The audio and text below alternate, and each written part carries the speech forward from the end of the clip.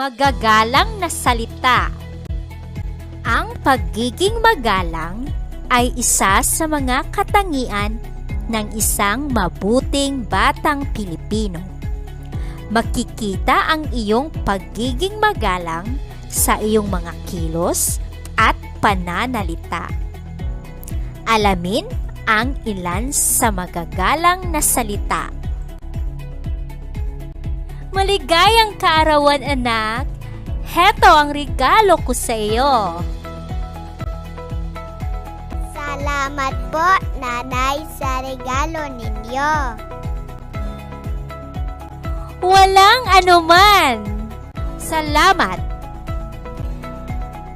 Ang salamat ay sinasabi kapag may natanggap kang isang bagay na mula sa ibang tao. Sinasabi rin ito kapag may ginawang mabuti sa iyo ang ibang tao. Salamat. Walang anuman.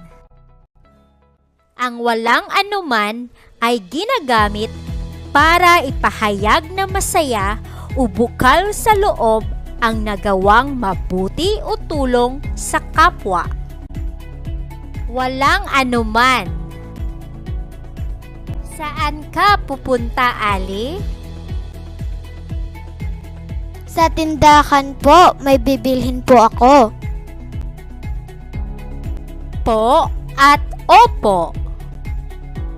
Ang po at opo ay magagalang na salita na sinasabi kapag nakikipag-usap ka sa nakatatanda. Po at opo. Aray! Pasensya na, hindi ko sinasadya.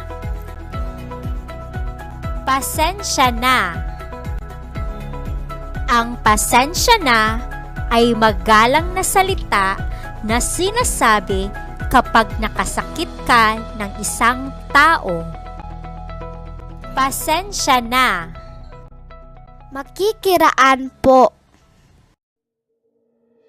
Makikiraan po.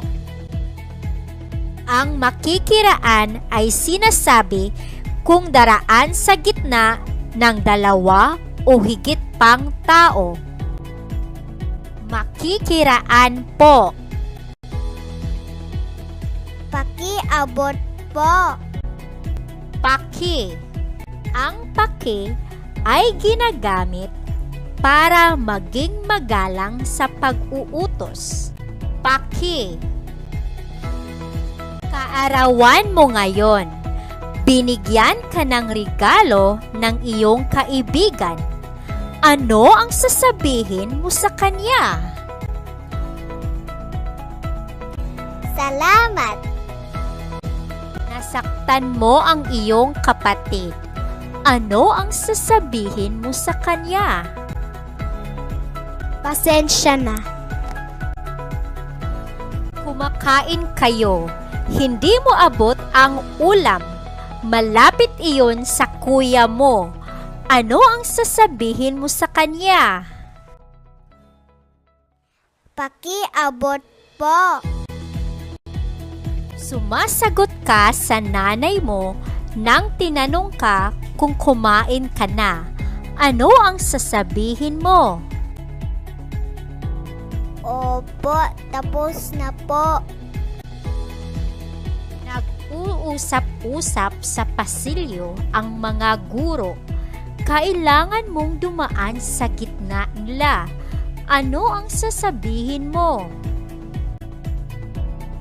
Makikiraan po. Magagalang na salita. Salamat. Walang anuman. Po at opo. Pasensya na.